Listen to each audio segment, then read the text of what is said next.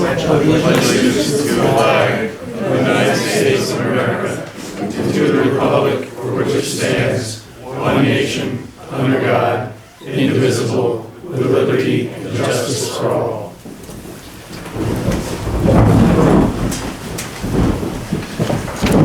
Before we accept the agenda, we have a few changes. First of all, item number 5, presentation to the town board of the draft sign law will not take place tonight. Warren is still working on that. Still has some questions on a couple of parts, and it will be on next month's agenda. Additions to the agenda tonight are approval of the Climate Smart Community Task Force resolution for the town of Northeast, permission for the supervisor to sign an agreement with the county for the municipal innovation grant, and a presentation by Dr. Badian and Dr. Johnson of the Department of Behavioral and Community Health on the opioid crisis. Yes. George, there's one other addition to the agenda, which is the resolution for the CSC task force, I believe. Oh, that was the first item, George. Oh, I'm sorry. I missed that. After you removed Yeah. item 5. Okay, great. So hopefully we've covered everything. And with that, can I have a motion to accept the agenda? With those changes. With those changes. Yes. Thank you, Ralph. Move. Ralph Second. makes the motion and Chris seconds. All in favor? Aye. Aye. Do we have any public comment on agenda items only?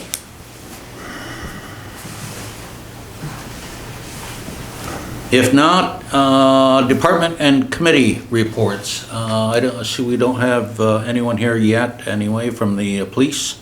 So Bob, you're up.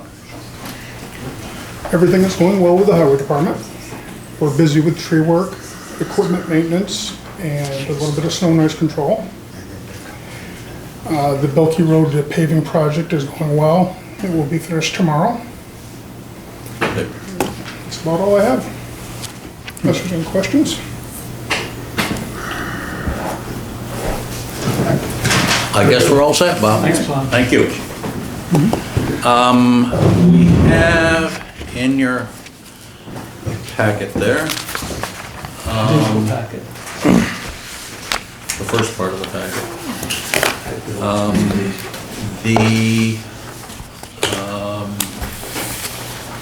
your building and building department report, the zoning committee report, the planning board report, and you want to speak to anything on the town clerk?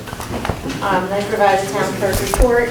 Saturday is the opening day of hunting season, and no, that's it. I don't have anything Okay. else to report right now. Okay. Since we have a few minutes here before we start the public meeting on the budget, maybe we can get through some of the other things on our agenda here. We have a resolution to waive the marriage fee for active military personnel.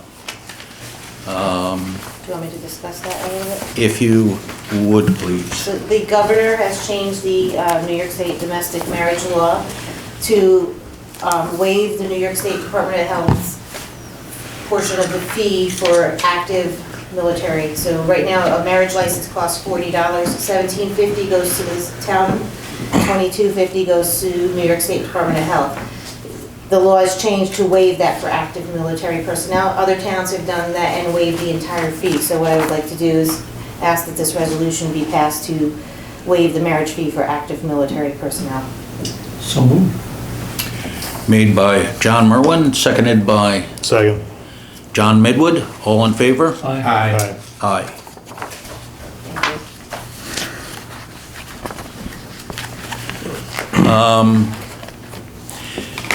Permission for the supervisor to sign an agreement with the county for municipal innovation grant. This is for the second phase of the garage project. And it is in the amount of $327,000. And I would like permission from the board to sign this so that we can receive those funds. So moved. I didn't think there'd be any opposition. Thank you, Chris. Seconded by Second. Ralph Fidelli. All in favor? Aye. What is that exact dollar amount? $327,000. Okay, thank you.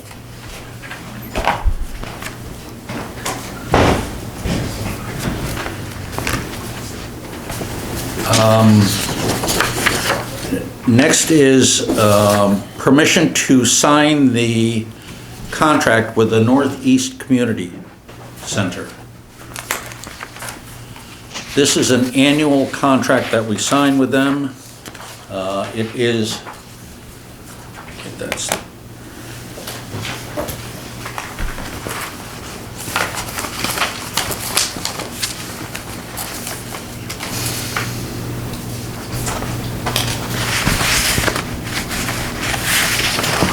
yes, I'm sorry.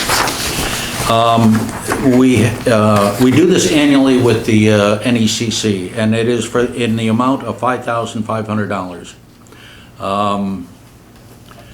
There is a $5,000 for their general programs and an additional $500 for the mobility management and transportation program. Can I have a motion to sign that contract? So moved. Made by Ralph Fidelli, seconded by Second. John Midwood. All in favor? Aye. Aye. Okay, I just need everyone to sign here on this document. Yes, that's right.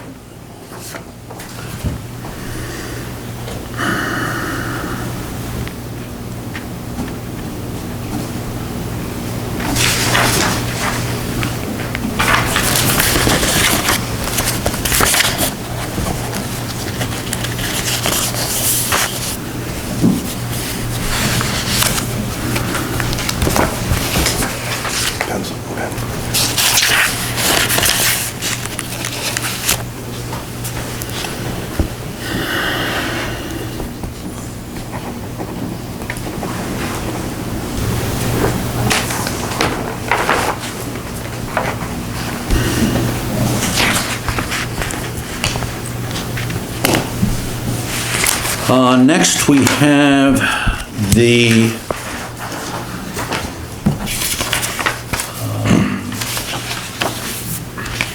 Town of Northeast, Village of Millerton Park and Recreation Program contract.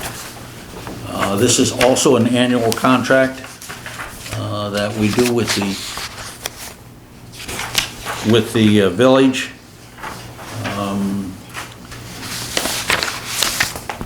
And it is in the sum of $17,500, which is half. Actually, the total amount is $35,000 per year. This has been the same for many years now. Can I have a motion to sign the contract with the village for the Park and Recreation Program? So moved. Made by Chris Kennan, seconded by Second. John Merwin. All in favor? Aye. Aye. Just need to move this. Just need to read Yeah. this.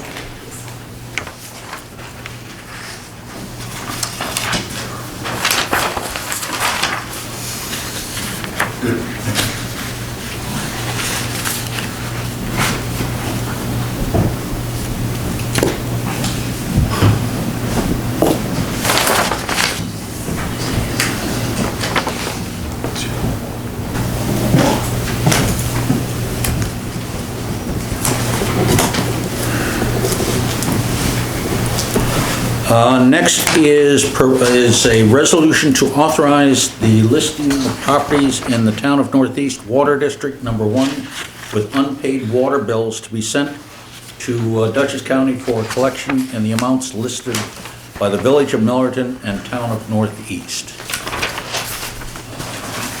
This also is an annual thing here, and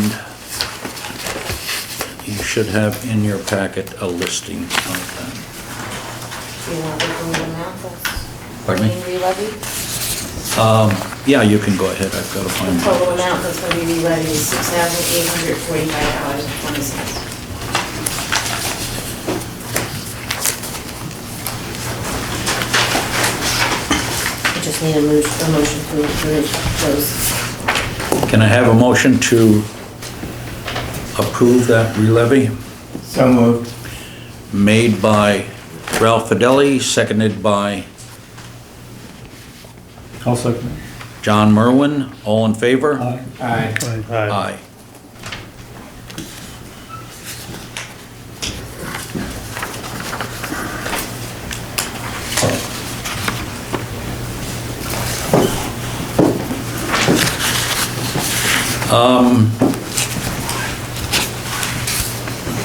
We may have time to do the RFP for the greenhouse gas emissions.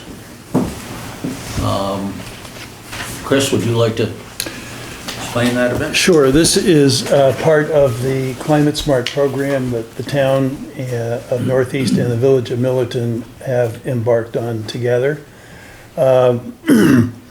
Both the town and the village are registered Climate Smart communities. As part of that program, we've embarked on 3 different actions, which I've described previously, but they include an evaluation of all the road stream crossings to assess their vulnerability to the effects of climate change, greater water flows, et cetera. A review of town policies and plans with an eye to seeing their sensitivity to climate change. And lastly, to an action to measure the greenhouse gas emissions of municipal, that would be town and village vehicles, equipment, buildings, et cetera. That's sort of the first step in getting a benchmark of where we are in terms of the government greenhouse gas emissions. And as part of that, this is issuing an RFP for a company to actually perform that. There's some companies out there which have specialized in this. The town of Dover actually did this 2 years ago and had a very successful experience with the company. So this is an RFP to do the same action, to have that those greenhouse gas emissions measured. Can I have a motion to, I prepared a resolution for that. Do you have a resolution? no, It's a resolution to authorize the supervisor to sign it. Yeah. Yeah. I reviewed the RFP, thought it was very good, and I just made some suggestions to Chris, because I took a look at the Dover one. There were some areas I thought we may want to add to the RFP. So it's not quite in final form. So I prepared a resolution authorizing the supervisor and the town clerk to send out the RFP as soon as it's in final form, so it doesn't have to come back for another vote. So did you get the resolution? No. Okay, I emailed it, but I mean, basically, it's. Do you want me to read? Okay. Whereas the town of Northeast and the Village of Millerton have both registered as climate smart communities and have agreed to proceed together on the board certification through the New York State DEC Climate Smart Communities Certification Program, and whereas the town of Northeast has received a 2018 New York State Consolidated Funding Application Grant in a round of Climate Smart Communities CSC Certification Program funding, and whereas the town's CSC Certification Program grant proposes to achieve certain priority actions, including a town and village government operations GHG emissions inventory, and whereas the town board member Chris Kennan, together with the assistance of the town clerk, has developed a request for proposal for governmental operations, greenhouse gas, GHG inventory, government operations, target reduction, individual plan, government operations climate action plan, and whereas the proposed RFP has been reviewed by the attorney for the town, who has made certain comments and possible suggestions for change to the same, that the RFP is essentially completed in final form, and whereas the RFP may be amended in accordance with the recommendations of the attorney to the town, and the dates for compliance with the RFP need to be filled in and completed in the RFP before it is disseminated and out there. For be it resolved, the town board authorizes the town supervisor and/or the town clerk to issue the RFP in the same or substantially similar form as may be amended. So, Can I have a motion to accept the resolution? Made by Chris Kennan, seconded by Second. John Midwood. All in favor? Aye. Aye. and I did consult with the attorney to the village, and he has waived any requirement for him to review it. He's relying on our review of the RFP, so Yes. go ahead. It is 7:15, and I would like to open the public hearing on the 2020 budget. I have a motion to open the public hearing. Made by Chris Kennan, seconded by I'll second. John Merwin. All in favor? Aye. Aye. Do we have any public comments on the 2020 budget?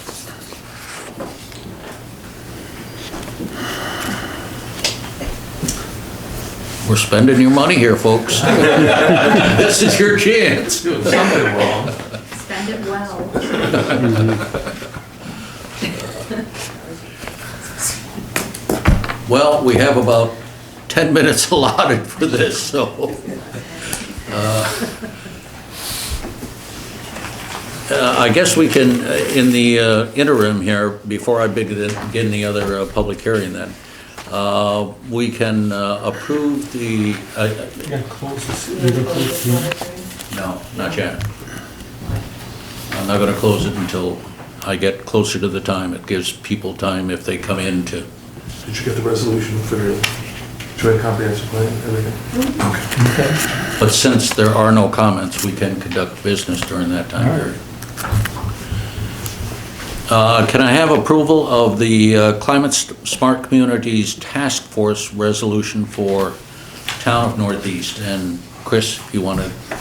Yeah, as part of our participation in New York State's Climate Smart program, the state requires that we have a task force set up to move our actions forward. And initially, the Conservation Advisory Committee of the town was acting in that capacity. This is a proposal to actually set up a standalone task force, a Climate Smart task force, which is really what most other towns have done. It's just taken us a while to get it organized, but it will be focused on climate smart activities of both the town and the village. And we'll have members of both governing bodies on it, as well as interested members of the public. Very good. Can I have a motion to approve the setting up that task force? Before we get to that, the resolution also calls to appoint Kathy Chow as the coordinator of the task force, and it states that we will be in the process of setting up an internal green team, which is a committee essentially of employees of the town and the village to help from their perspective on the implementation of this program. So it calls for all three of those. That has yet to be put together. Okay. Can I have a resolution to that effect? Made by So Chris. moved. Second by? Second. Second by John Midwood. All in favor? Aye. Aye.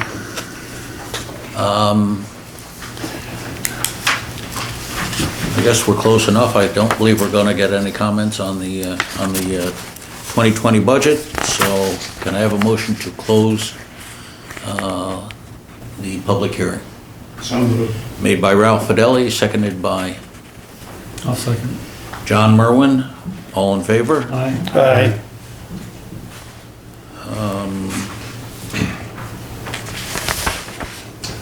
We can open the public hearing and then just make sure it's left open past the 7:25 time. Okay, I think we could. okay. Do you want to make the resolution, a motion to adopt the 2020 budget? We can do that. We just closed the public hearing No, for the budget. I understand. We have the resolution for that, do we? It's just a verbal. Verbal. Can I have a resolution to adopt the 2020 budget? So moved. Made by Ralph Fidelli I'll second. and seconded by John Merwin. And I believe Lorna has gone up to do the figures on that, so. Moving on. Need a roll call. Yeah. Yeah. Okay, George? aye. John? Aye. Ralph? Aye. Chris? Aye. John? Aye. A little bit early, but I'd like to open the public hearing on the comprehensive plan. Can I have a motion to do that? So moved. Made by John Midwood, seconded by Chris Kennan. All in favor? Aye. Aye. Do we have any comments on the comprehensive plan? Yes.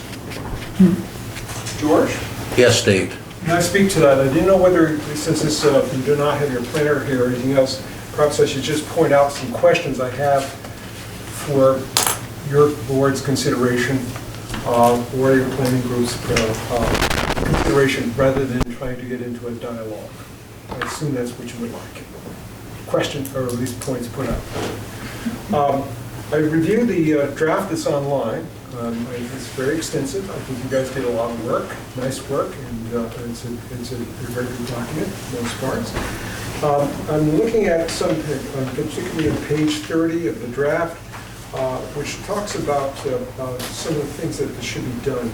This one, it says, continue the office industry, light industry floating zone concept to allow desirable projects, but update the zoning section to ensure the standards of creation and development of a floating zone. I question this because I think we've had a floating zone there for years in our land use planning. It never really came to fruition. I'm hoping that if somebody's thinking about something economic development-wise in our community, that we will be much more specific in that, in thinking about that, and really having the planning group sit down and think that through more as far as a recommendation that will be going into the comprehensive plan. And there are some other things in here that relate to things out on the boulevard, as far as moving buildings closer to the street. Actually, that shows up in another section on page 79, which I'll address when I get to that. In the village, on page 31, this is an update for village zoning. It says review and consider increasing allowable coverages for new development, at least in the GB district and other business zones in the village. Essentially, one of the problems we have is that zoning code was written as it was to be able to provide for on-site parking. And a lot in the village does not have space for on-site parking, especially in the general business district. What I find absent here is that besides this idea of increasing the amount of coverage, is that there's nothing in here in this discussion about increasing public parking for people coming to our community, especially if we're going to have larger buildings and larger businesses covering more of their land. And this is certainly an issue that came to my attention as a village trustee some years ago, is that with the development of the next section of the rail trail, I expect, maybe not to the first day open, but in the years coming thereafter, we're going to have a lot more people come to our community who are going to be seeking for a place to park. And that's going to become a very problem on those busy weekends and summer days when everybody's showing up at the same time, so to speak. And I'm sorry that that was not omitted in here from part of the thought discussion as far as what should be done in our village or in our community. And on page 49, there is a reference in here to expanding the R20 zone by taking some portions of the R3A.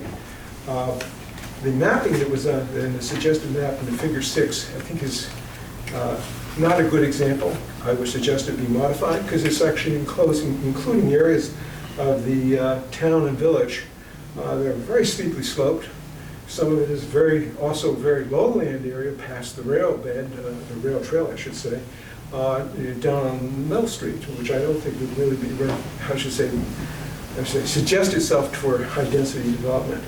I think the idea is good, but I think it should be better worded, and probably talking about portions of the R3A zone as it is, as we have the R3 zone goes all the way down to about Downey Road area, and that would be going much further than I think anybody would want to.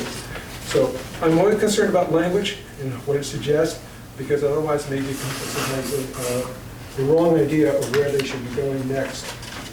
Page 56, I think there's a typo in there in item L about various sidewalks in various commercial districts, and hopefully that will be corrected and could be done so very quickly. On page 64, there is a rather large section in here talking about trails, particularly referring to the limited rail trail that's between Lakeville and Salisbury.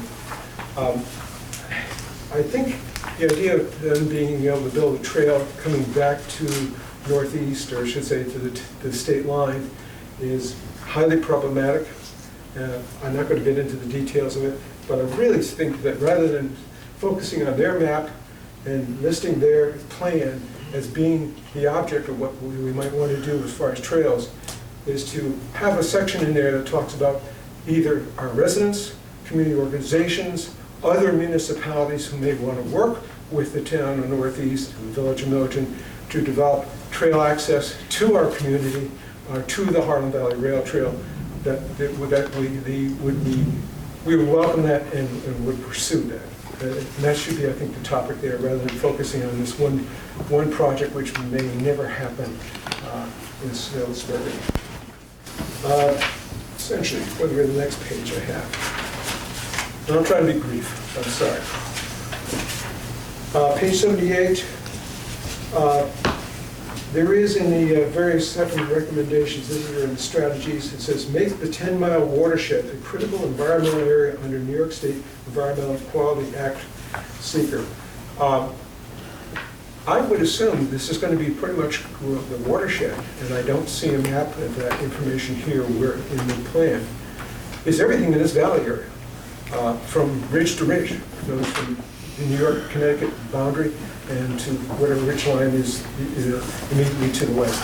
And I'm wondering whether this is actually going to create a very high standard for environmental reviews that's going to discourage people can ever consider doing any development, of any kind, because just a single business, a single storefront or something else, or not a single storefront, but a single business that has to sit on a site or industrial plant would be pushed into maybe a higher level of environmental review. I would question the wisdom of making that a recommendation for incorporation into the regulations that will be drawn up for this community. On page 79, there's talks about the Boulevard District as far as updating the permitted uses, et cetera, et cetera. And it says to ensure business location becomes more of an extension of Main Street. I think that is and there's another point here also, that basically, we've had this suggestion come to us before from county planning. They came to us saying, oh, all businesses should be like just 10 feet off the sidewalk. I think that's wonderful downtown in Main Street, Millerton. I don't think it necessarily works in the rest of the section of Millerton and then out on the boulevard. I don't think we need to have two downtown sections in the community competing with each other. Basically, the boulevard has always been highway oriented as far as meaning traffic, cars, and that type of thing. I think it's wonderful to decrease the setbacks and get parking to the side or to the rear of those buildings. But be careful as far as what it's talking about when it starts referring to Main Street and Millerton, because that's a undefined concept as far as what they're saying we would like to have done. Moving to page 80, there is an item in here for the villages and it says allow increases in lot coverage in the village. I couldn't find nothing else in there that they really explained what that meant. And it does concern me as far as how that's being stated here, because those things can happen perhaps if there's a sewer in the community. It's not referring to that as subject to a sewer or something else being there to happen. And starting to increase these type of provisions in the code, I think would be a problem. It would just create fights for planning boards or zoning boards in the community. And on page 81, there is a item in here that says incorporate LEED energy efficiency development standards. Now, I understand LEED, to my knowledge, is a voluntary program that's done to give people recognize their efforts to improve the energy efficiency of their buildings and how their systems are constructed. I think it may be desirable to recommend that the municipality would try to achieve maybe a LEED standard. It's not cheap, it's not inexpensive by any means. I don't know, when I looked at this, I said, are they talking about, we will somehow try to incorporate this into a building code?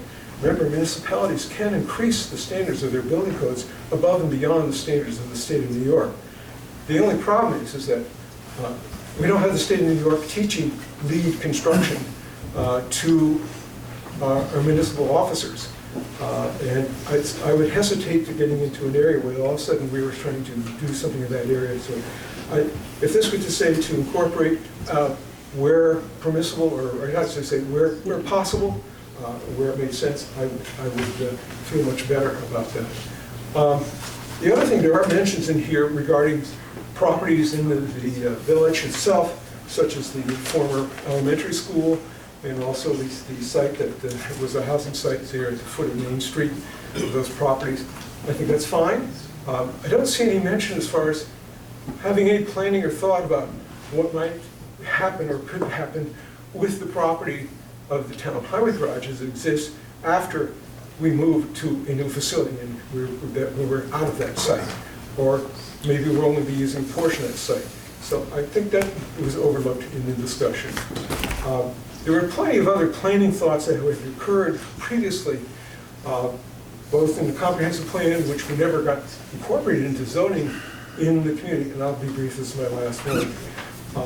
That I see no mention in here as far as going back and taking a look at them. And it having to do with it in the village itself relative to the commercial districts.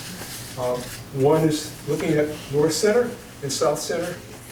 We felt that with the rail trail coming to Norton and being enlarged, that the usage of those properties, which are just listed as residential, and will probably wish people will want to use them commercially, or commercially with the next residential use, ought to be incorporated into the zoning code in those areas, so that there is not only expanding the business district, laterally or literally, it's long, in the line along the rail trail, rather than just up and down Main Street, would be useful for consideration. The other is, of course, is that we did do planning relative to the general business district. All Main Street, including this area up here from Salisbury Bank down to the park, is general business. However, the development of it is not to the general business standards. And what I'm saying is that general business has 0 lot line setbacks. And frankly, I don't think anybody actually wants to see another building that's right up onto the sidewalk on both sides of Main Street going down from one traffic light to the other. I think everybody enjoys the fact that when you come to Norton that we have some open spaces and setbacks. So consequently, I would think that they should go back and take a look, and that should be incorporated in this language, to go back and look at those and see if to incorporate those into the land use plan and into the coding, zoning codes as they may be written henceforth from this particular draft. Thank you very much. Anyone else?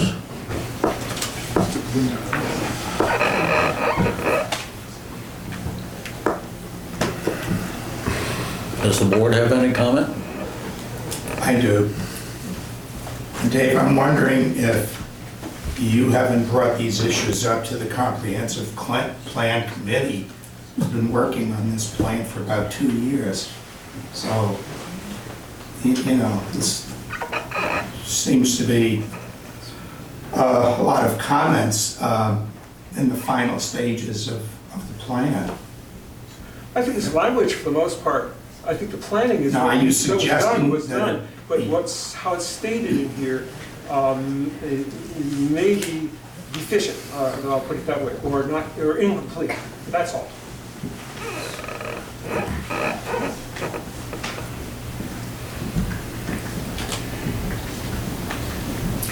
Does anybody who worked on the planning, on the comprehensive plan, have any comments concerning this?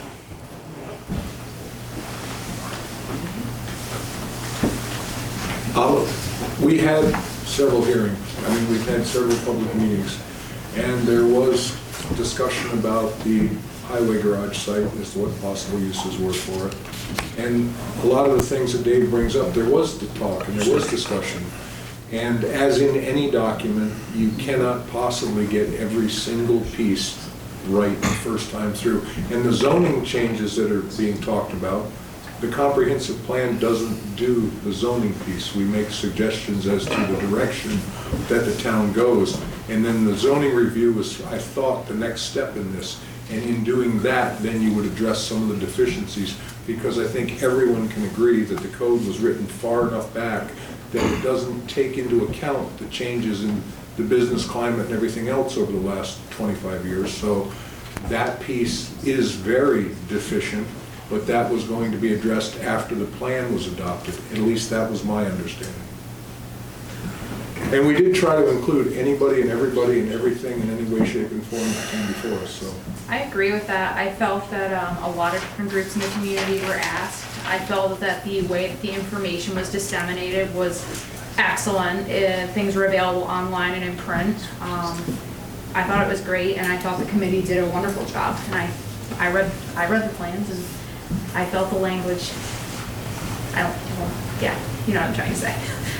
There were several meetings where I wish you had brought up these issues earlier. To me, it's a little late to be bringing them up on the time that the board is going to have to vote on it. So I wish you had either been on the committee or had gone to those meetings and brought up your concerns there, not now. I'm sorry, I did offer my services to the village, and unfortunately, I was not selected.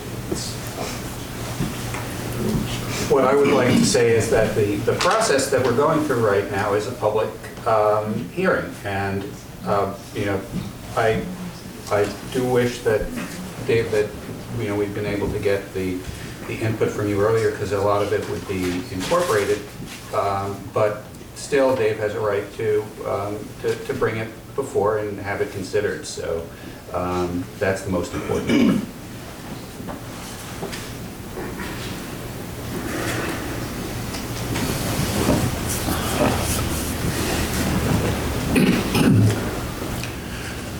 Throw some guidance. Is there a timeline that we need to hit for the comprehensive plan to move forward outside of today's meeting, or? I'm sorry. Is there a timeline that I think they're the asking. deadline is today, or? Well, we've been through the entire process now. This is the very last step.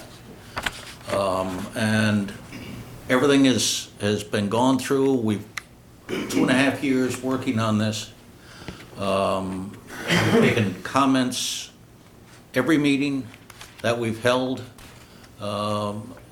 And we've had public hearings before, open to the public. We've tried to have ample opportunity for everyone to have their say. I don't know. As for me, I appreciate the comments. I understand them. I wish we had had them at an earlier time.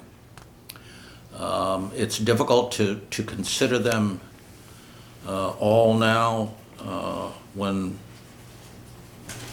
hopefully we're at a point where we are considering adopting the comprehensive plan. Would it be correct to say that with the zoning review coming next, that there's liable to be, in reviewing the zoning, elements of the plan that become to see that need to be tweaked? And- And then when you do that, could we not then go back to the document and amend the pieces that we identify as deficiencies so that the document is done and we move forward to the zoning review, and then when the zoning review demonstrates some more things that we need to do, go back to the plan after the zoning has been looked through? I think that's a good point, I mean, certainly it's a not a valid point. final document for like the next 50 years. The idea of the document is that it should be more living, and the work that went into the appendix and things, there's information in there that if you read for the next 2 weeks, you wouldn't get through half of it, and it's going to be available to everybody going forward. And the people that worked on that did a fabulous job developing a database of things that I don't believe people in this community have ever had the opportunity to review in a close-knit area. I think this is so much more in depth than anything that we've undertaken before as far as a comprehensive plan. Well, hopefully I think the board got more I- than they expected. We got a great deal more than we expected. We appreciate what the committee did. I don't know, I would, yes, Josh? Yeah, the comprehensive plan, the wonderful thing about those is that as they are adopted as a static body of texts and graphics moving forward, the fluid conversation that springs forth from them afterwards, like Dale was saying, allows us, it gives us that guide, and now things like what Dave has brought up can hopefully be brought into the conversation as zoning is changed and the new law, new zoning codes are enacted and so forth, so on and so forth. So I think it's wonderful that there's still enthusiasm about the project going forward, and hopefully Dave will be able to get in on one of the committees that comes and springs forth from this comprehensive plan next. So, but thank you to the comprehensive plan committee. I know that it's been an extensive process for them. It's been like a second job for them, and I thank them for that. Yes, Dave? George, to relieve some of the pressure of the dilemma, sorry, I just felt that I needed to say something from what I was seeing. And I am, how should I say, gladdened by what Dale had to say as far as saying, okay, we have the opportunity to consider the other things and how this gets adjusted or applied to zoning, because it's important. And I think that sometimes when you read just the language here, if you weren't able to be part of the other conversations, you may not know what was in the thinking when the few words that get put down in print here. So I'm not asking you to defer, delay, or whatever the work of the committee and what the board's action is. I just wanted to bring it to your attention, and I think Dale has hit the nail on the head. There is a way to be able to handle this. Okay? Thank you. Very good, thank you. Are there any other comments? With that, I'd like to ask for a motion to, pardon me? Close the public hearing, yes. If I could just say something about Yes. the comments. It's true, the comprehensive plan, as Dale said, it's not a static document. It's a document that will probably undergo some revision in the short term and certainly in the long term. They're required to be reviewed every so often. The importance of the plan with regard to zoning is that whatever our zoning is, it can't be inconsistent with our comprehensive plan. So there is a very important next step after this is adopted, which is the revision to our zoning law, and the zoning law does have to be consistent with the plan. And I've been through this process before, and very often when you get into the zoning aspect of what I call the second phase, you go back to the comprehensive plan and make some changes. In other towns that I've been involved in, we've made changes to the comprehensive plan periodically as circumstances warrant. I think it would be helpful to have Dave's comments in writing. I mean, I do this a lot, and I had a difficult time following all of that. So that we have that for the record, we can show it to Nan. If it turns out that there's something that we missed, that we need to amend the plan after it's adopted, we can always go back and do that. So we welcome Dave's comments, if he could put them down in writing so we could digest that. But I do think that we are at a time when we're ready to close the public hearing. There was when you go over the resolution tonight, you'll see how much work was put into this, and there were many meetings and other public hearings. It wasn't even clear that we needed another public hearing tonight, but I scheduled it just in the abundance of caution. But if Dave would submit those comments, I would like to know what the typo is, so we can correct that. I got Okay. And I really think the committee has done a wonderful job, and I think it's time to move on with the adoption of the plan. With that, can I have a motion to close the public hearing? So moved. Made by John Merwin, seconded by Ralph Fidelli. All in favor? Aye. So we have some housekeeping things to do. Yes. If you'll bear with me, we have to complete our environmental review of a comprehensive plan. We've already, it's a type 1 action. We've already, it's the town board is the only involved. I'm sorry. Before we do that, can I just, Dave Rudine has been standing here for quite a while. Can I just get the police report? I always defer to the police. I was tardy, so I have no right to bust in. Yeah, Let's pass those around. How are you all doing tonight? Very good, Dave. Very good. As you can see, no Shave November is. It's good. Can't wait till the end of November. So, nothing too extraordinary. Very similar to last year's. We're a little bit under what we were last year, which is actually probably good. We have a couple more arrests. We actually had no town arrests last year, but this year we had 3. I think one was a bench warrant and 2 others were for suspended licenses. But again, nothing dramatic. And you'll see the last year's figures at the bottom, if I counted right in the blotter. Does anybody have any questions? No, I think. Okay, awesome. So hopefully we can keep things quiet like we have been. Yes. Yeah. And just to let the town know, I did have a tractor trailer, that was my highlight of the month, that got stuck and ended up paying. The usual place? Yes, and ended up paying a huge amount to the towing company. Sheriff's office called in the guys from East Fishkill. They were the next on the list apparently.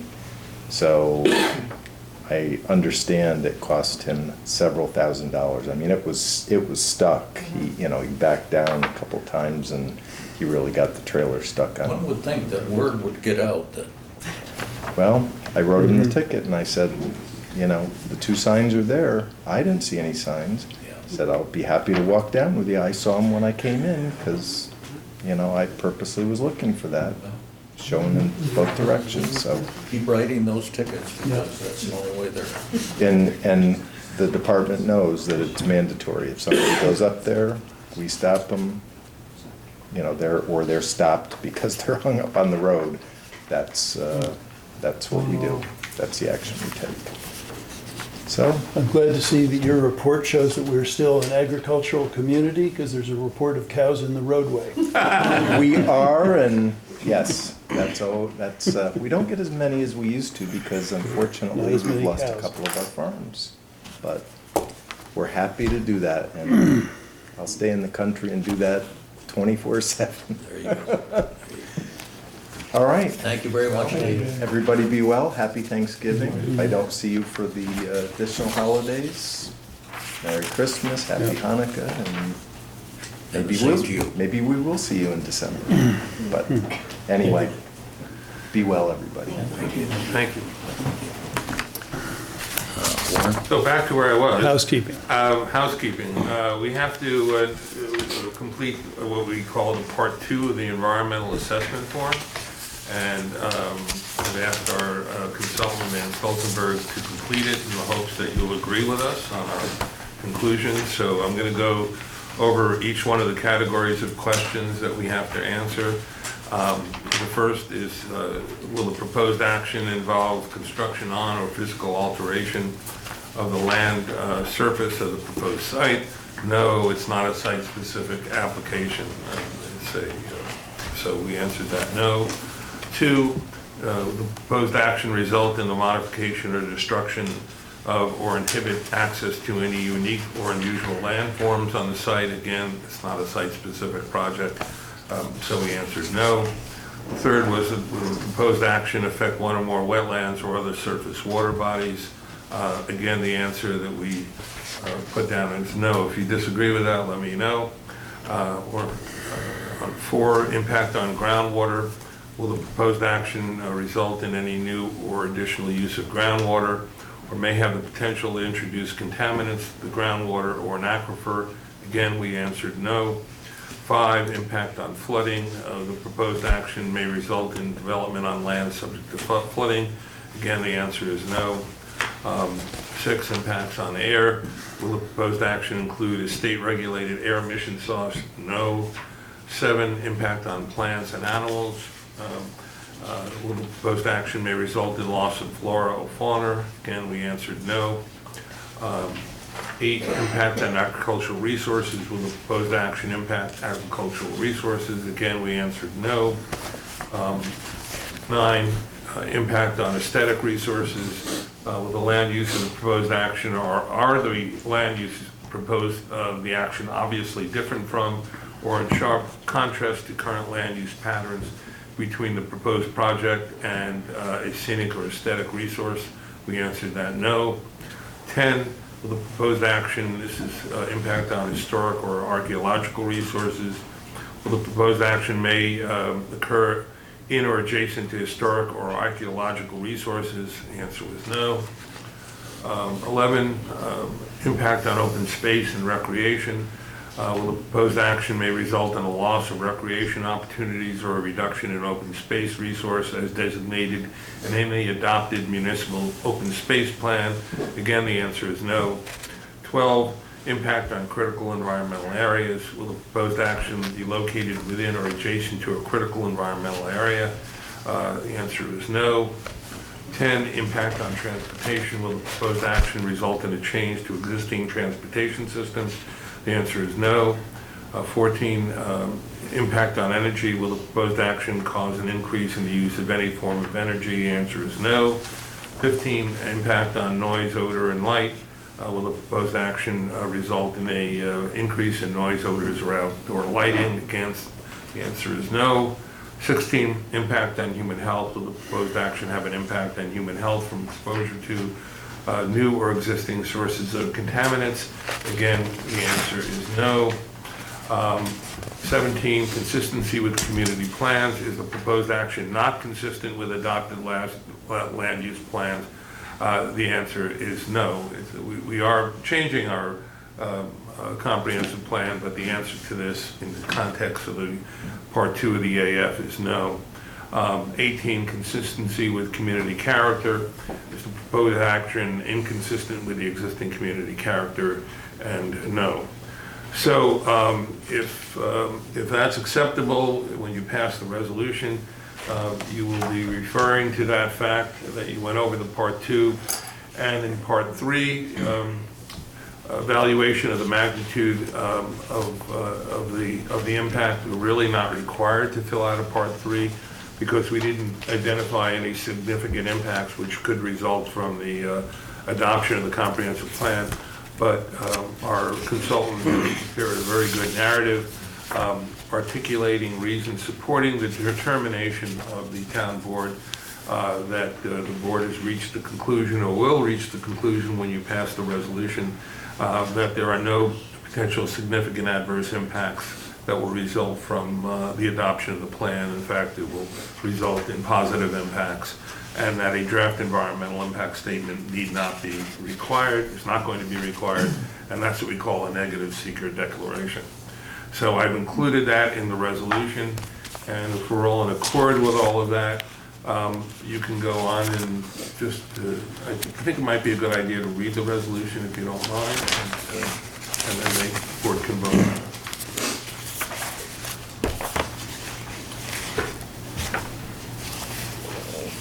You want me to read that, George?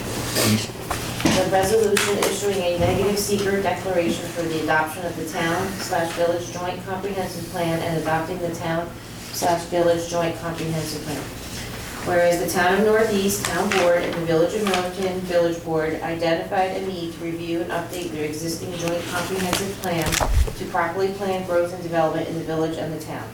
And whereas the village board and the town board assigned the task of reviewing and preparing a draft joint comprehensive plan to the joint Village of Millington Town of Northeast Comprehensive Plan Committee, whose members were chosen by the village board and the town board.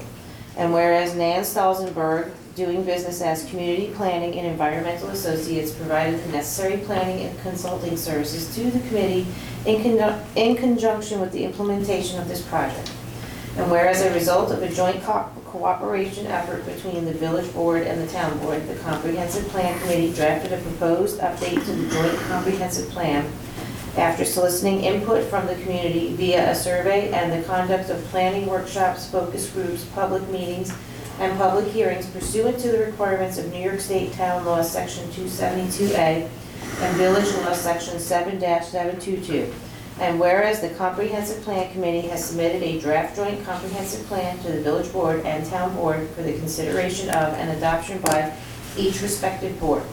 And whereas the adoption of a comprehensive plan pursuant to Village Law Section 722 and Town Law Section 272A has been determined to be a Type 1 action pursuant to the New York State Environmental Quality Review Act and 6 NYCRR Part 617.4. And whereas the proposed action will not require permits and approvals from any local, regional, or state agencies other than the village board and the town board prior to the adoption of the plan. And therefore, a coordinated seeker review with any other agencies was not required.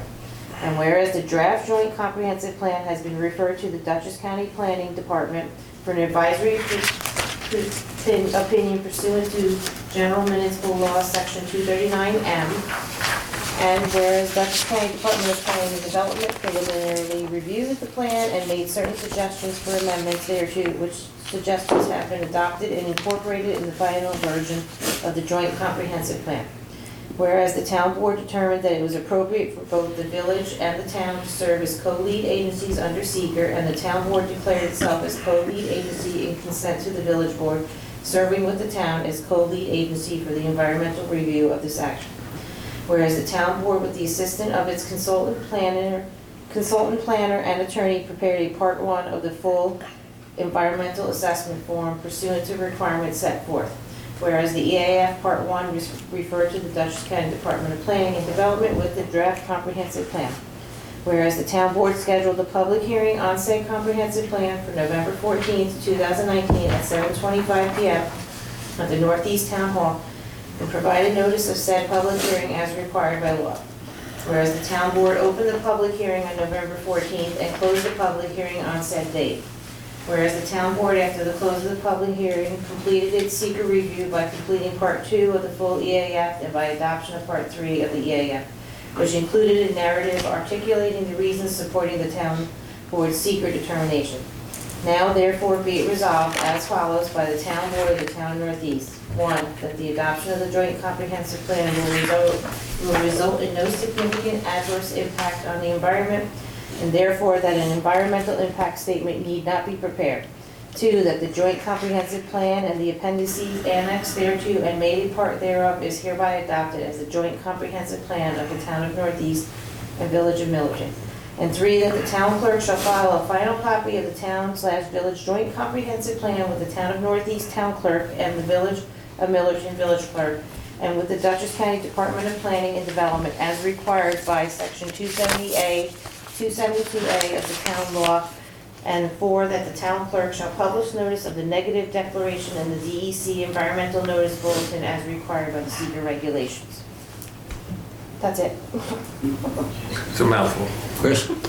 Are you prepared for a motion at this point? I'm prepared. Okay, I'd like to make a motion to adopt the comprehensive plan.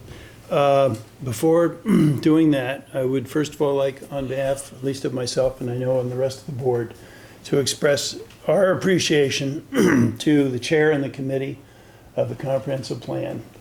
It was, as been noted before, a lot of work over a long period of time with a great deal of detail, and I think the plan is an enormous resource for the town at this point. So I would like to do that. And second, I would, in making this motion, I would like to recommend and suggest to the rest of the board that we adopt the comprehensive plan and dedicate the comprehensive plan to George Kay. Supervisor Kay was the initiator and an early advocate for getting back and doing another comprehensive plan. And I think his role in getting it started and keeping it going should be acknowledged by dedicating the plan to George Kay. With that, I move the adoption of the comprehensive plan.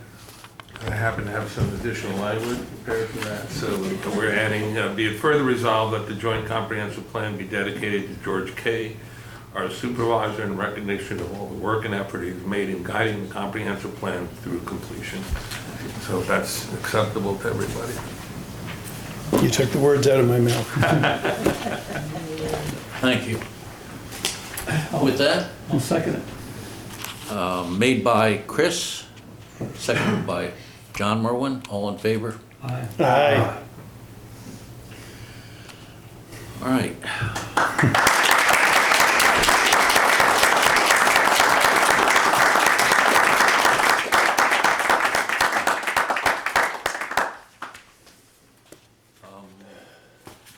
Next, Lorna, you, on the budget, do you have your The tax figures? cap has been filed, so you can go ahead and adopt it. Okay. With that, can I have a motion to adopt the 2020 budget? So moved. Made by Ralph Fidelli, seconded by Chris Kennan. All in favor? Aye. Aye. Everybody's getting shy. The next is the permission for the supervisor to sign the NDP contract for ambulance service.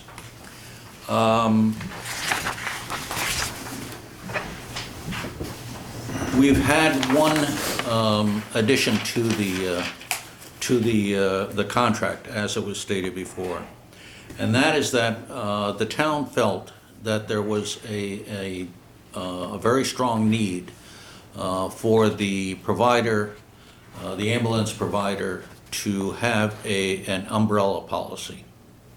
In so doing, the provider was able to come up with a policy covering the 3 towns, the town of Northeast, Amenia, and Dover. That additional funding has been partially covered by the provider NDP, with the rest being covered by the 3 towns, divided between the 3 towns.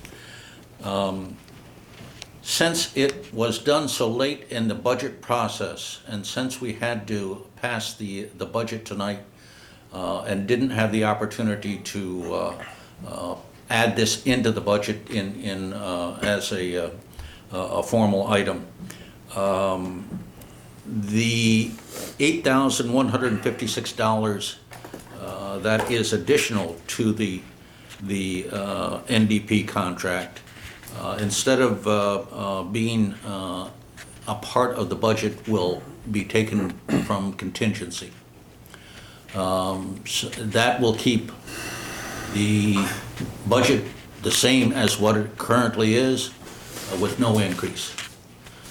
So with that, can I have permission to sign the NDP contract? So moved. Made by Ralph Fidelli, seconded by Second. John Midwood. All in favor? Aye. Aye. And I believe that completes the formal part of our presentation anyway. And I think we would like to move into the presentation by Dr. Vadian and Dr. Johnson concerning, from the Department of Behavioral and Community Health on the opioid crisis. So I want to thank the board for inviting me to speak. What I'd like to do, some opening remarks on the opioid crisis, then I'm going to hand it off to my colleague, Dr. Johnson, who's going to speak about specifics about programs and services that the county provides to deal with the opioid crisis.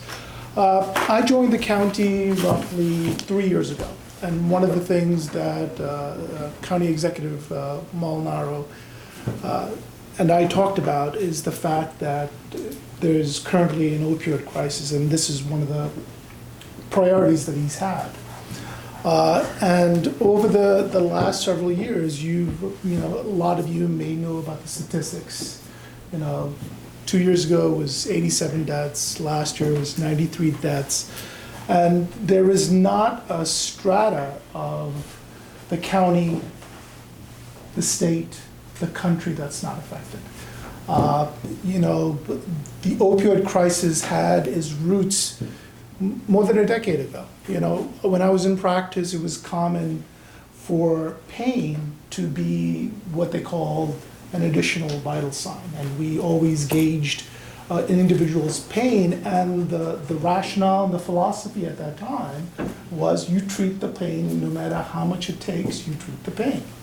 And so basically you had a medical system that was indoctrinated to the belief that pain is something you treat fully.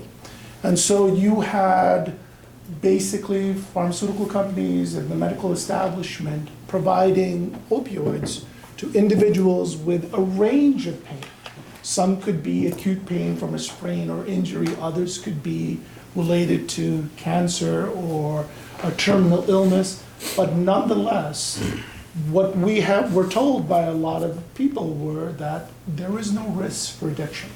And we now know that that is not the case, and that, prescription opioids has a great potential for misuse and addiction. And so earlier on, a lot of the overdose deaths that was associated with opioids were related to prescription opioids. And, there were interventions done. We had iStop, which is a prescription drug monitoring program that went into effect in 2013. And what you saw immediately after 2013, the deaths related to prescription drugs started leveling off, and now it's dropping. But what has occurred is the population that was using prescription opioids, they were not only, how would you say it, addicted to that substance. And they had to replace prescriptions with another substance. And so a lot of individuals transitioned into heroin. And what we're seeing now, it's not just heroin, but a lot of polypharmacy that is tainted with synthetics, such as fentanyl. And that is driving the deaths. And so some of the misconceptions that I want to clarify is that we hear constantly is the fact that, individuals are making a choice, okay? Well, if an individual who was taking a prescription opioids for a surgery becomes addicted, what I want you to understand is that substance, that opioid, basically modifies our brain centers, our receptors in our brain. So the only thing that our body physiologically craves and demands is the next dose of opioids. And so basically our minds are programmed to want that drug, and that is the overwhelming, desire of that individual. And so for a person to make choices in the throes of an addiction to opioids is very difficult. And so it's not an issue of judging that individual that they're on drugs, okay? The other myth that we always say, it's very easy to quit. They just need to go cold turkey, and sobriety will and recovery can take place, and that also is a myth, because essentially with that drug demanding its place in those receptors in the brain, an individual goes through a horrific type of withdrawal, and sometimes the withdrawal can be deadly. Okay, and so what drives that individual to seek out that drug? Okay, and so what we have been doing is we have been trying to put together services within the county to address this epidemic, and truly it is an epidemic. We're talking about since 1999 to 2017, we're talking about 700,000 individuals have lost their lives to the opioid crisis. We're talking about overdose deaths. 68% of those people who died are related to either prescription or illicit opioid use. So when you talk about 700,000 people, we're talking about more individuals than have, were lost in the Civil War. We're talking about the combined Americans that have been lost since World War I to all the conflicts that we had since then. So it is an incredible toll that it's taken on our country. And the programs and services that will actually make an impact is finding individuals in situations where we can intervene. I will put it in this light. When I was in practice, I saw hundreds and thousands of patients, okay? And one of the things that I took it upon myself and I thought was important is to deal with whatever medical issues that they had. And one of the issues was nicotine addiction and cigarettes. I could tell you in all my years of practice, probably less than 5 individuals I had success in getting them to quit. Why is that? Because individuals are on different spectrum of desire to quit. When you reach an individual and they're not ready to quit, no matter what you do, no matter what you say, no matter how, arm twisting you do, they are not going to quit. But yet, when an individual demonstrates that they're willing to hear, they're contemplating, they're willing to attempt it, then that is the time you intervene, that is the time you have that window of opportunity. And the same goes for any type of addiction, and the same goes for opioids. We're trying to find people who we can interface with, interact, engage, and whenever they're ready, be ready to offer our services. So, I could answer any questions that you may have, but what I'd like to do is hand it over to Dr. Johnson, and she's going to talk about some of the services that we provide. Thanks, Dr. Baldwin. Hi, everyone. May I sit this down? Yeah, absolutely. Okay. Thanks. I just want to thank you for inviting us here tonight, and personally, I'm very happy to be here. You wouldn't know this, but my husband and I frequent Millerton a lot. We enjoy your village. We come here a lot to enjoy your restaurants and your shops and shopping. So I'm really grateful to be able to interface with you in this way. I'm new in my position. I was just recently appointed as the Deputy Commissioner for Dutchess County Behavioral and Community Health. As I'm learning about, in a more intimate way, some of the services that we provide for kind of crisis situations, I'm amazed at the team that we have and some of the more acute services that we can offer the community. I do realize, and I'll get into some of the services in a minute, and in this box I have folders of information that we'll pass out for each of you. And feel free to copy the materials that are in there and share them with your neighbors if you like. But as I was going to say, I do realize that our County Mental Health Center is far from here. I left work tonight at 6 o'clock and I got here at 7, so it's exactly an hour. And I do realize that our acute services that are located at 230 North Road in Poughkeepsie are far for you. So I want to be able to talk about that in a little bit as well and let you know what our county executive is trying to plan for in order to take care of the eastern corridor of Dutchess County, including the northeast here. What I want to do is pass out some of our information packets because maybe you'd like to follow along as I present on some of our acute services. Oh, thank you. I have 25. I'm not sure. That was about all I could carry, and I also don't know if any of you are here together where you can take one for the household, but in your package you have some information on how to utilize some of our county acute mental health services. So there's little palm cards and little handy things that you can keep in your wallet, and also a presentation that I'm not going to read it through with you tonight, but you can kind of follow along. There's a lot of detailed information in this printed out presentation about our 24-hour acute services.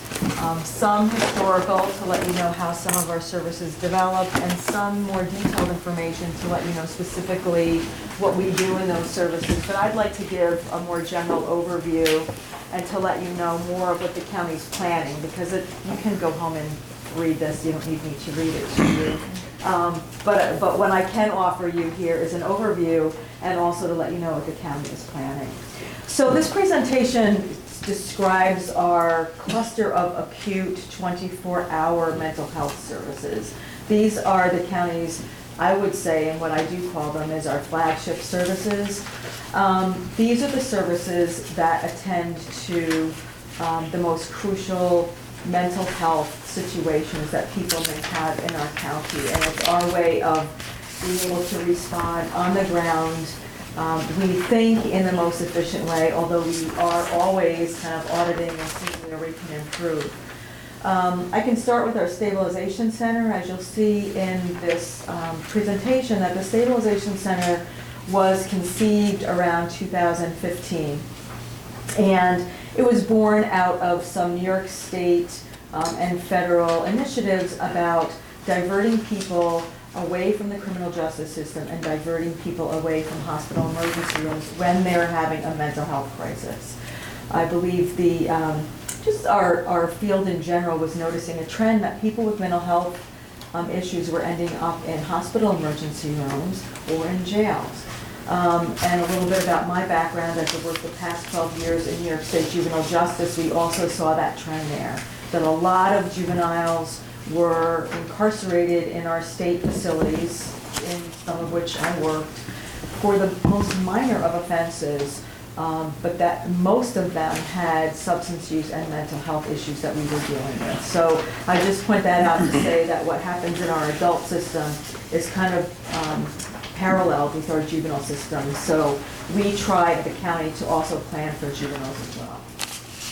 Our stabilization center was conceptualized in 2015 out of that initiative, and it was supported by the county executive and our county legislator, not only with support for moving forward, but also with funding. Stabilization Center was designed with community partners in mind. So our conceptual partners, the ones who helped us design the Stabilization Center the way that it is operating, and some of the way that our philosophies, if you will, of how the Stabilization Center works, was Mental Health America, located, they have a few locations, their main office is in Poughkeepsie. People USA, that's a peer-based agency, and Astor Services, they represent children and youth, and also Westchester Medical Center's location in Poughkeepsie, Mid-Hudson Regional. So all of those partners helped us develop what the Stabilization Center turned out to be. And what that is a 24-hour, basically 23-hour and 59 minutes. People can't stay more than 24 hours unless we close them out and open them back up, which sometimes we do if people need it.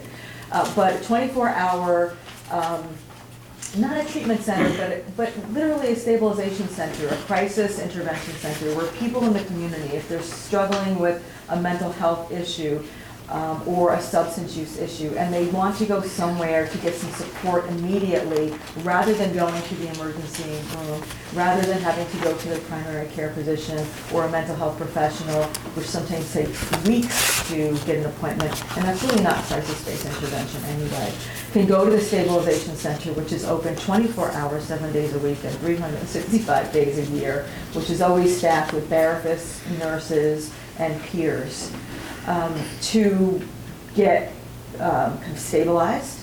They have their vitals taken by nurses provided by Mid-Hudson Regional.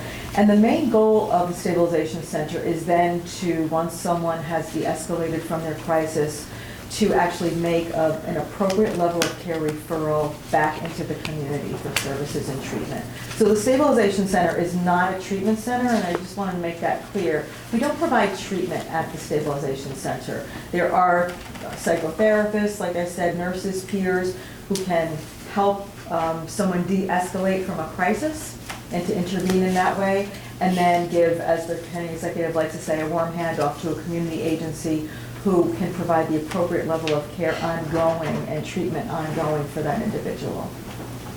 A lot of the questions that we've been receiving lately are in regard to medication-assisted treatment and where our stabilization center fits in with that model.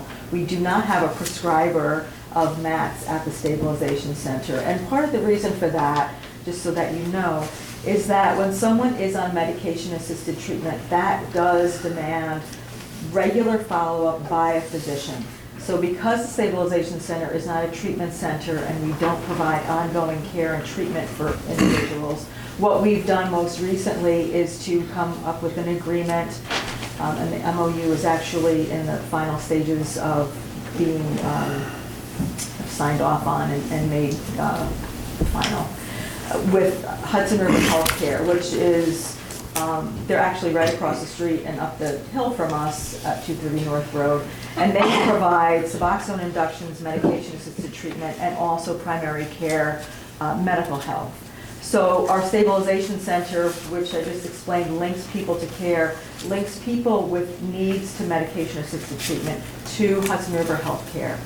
And in that way, they're getting primary care from a physician, they're getting their induction of Suboxone or other medication-assisted treatment, and they're followed and monitored through that type of treatment. So, moving on from stabilization, there's a lot of information in here more about stabilization, and I can take your questions also if you like, but I just don't want to take up too much of your evening. Other crisis services that we provide in the county are a mobile crisis intervention team.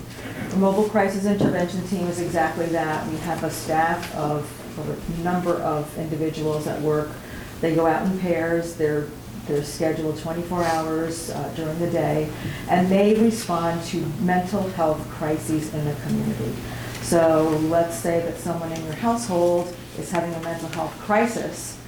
You would call our helpline, which is another one of our services. Our helpline dispatches our mobile crisis team, and our mobile crisis team goes out to your home or whatever the location is and tries to de-escalate that person and talk them down. They also follow up, so although they don't do case management, they do follow up on the calls that they make, and sometimes they follow individuals for quite a long time. And in that way, it's been really helpful because people in the community who have used our mobile crisis team actually build up relationships with them. And that's been a really effective crisis intervention model. Yes? How do you coordinate that situation with law enforcement? Law enforcement partner with our mobile crisis team, and actually there's another part of this that I can speak to since you raised that issue. It's a very good question. There's a number of ways that mobile crisis and the police respond to sometimes common calls from constituents or residents. Sometimes the police will get a call first and they'll realize that it's a mental health emergency and they'll dispatch mobile and mobile will go out. Sometimes mobile goes out first if someone calls with a mental health emergency, and mobile will get there and realize that law enforcement needs to be involved, and then they'll call.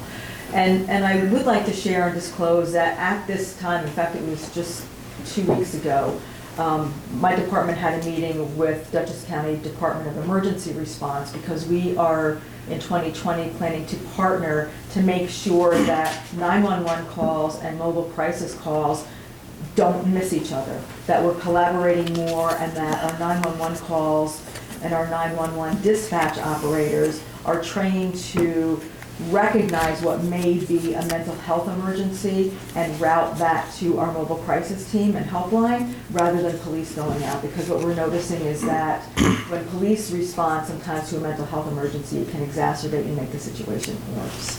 So we're trying to build a collaboration with our Department of Emergency Response and make sure that 911, helpline, and mobile are being appropriately utilized, and that we, as managers of those teams, are facilitating the training and the operationalizing of those services in tandem appropriately. So that's a project that we're working on. And I thank you for asking that, because it's caused problems and it needs to be fixed. So we are working on that. Can we use the local radio stations to get the word out about this mobilization center? What I would recommend is that if you would like some type of public service announcement about this, that you allow me to go back to our county exec's office and see if they can put together a public service announcement for you. I know that they like to be involved in those things. We have a communications department with a communications director in the county exec's office. They are very proficient with creating public service announcements and getting the word out to communities. Yeah, because we have a local radio station that covers the area. That's terrific. Yes, and I would can spread definitely, the word. yes, and I'll definitely pass that around. Thank you very much. Yes. Yeah. Having said that, I want to clarify how someone would utilize our mobile crisis team, since we're still talking about mobile crisis. There's no phone number for mobile crisis, so it's not that you would pick up your phone and call mobile. Our mobile crisis teams are dispatched through our helpline, through Dutchess County Helpline, and Dutchess County Helpline is 485-9700.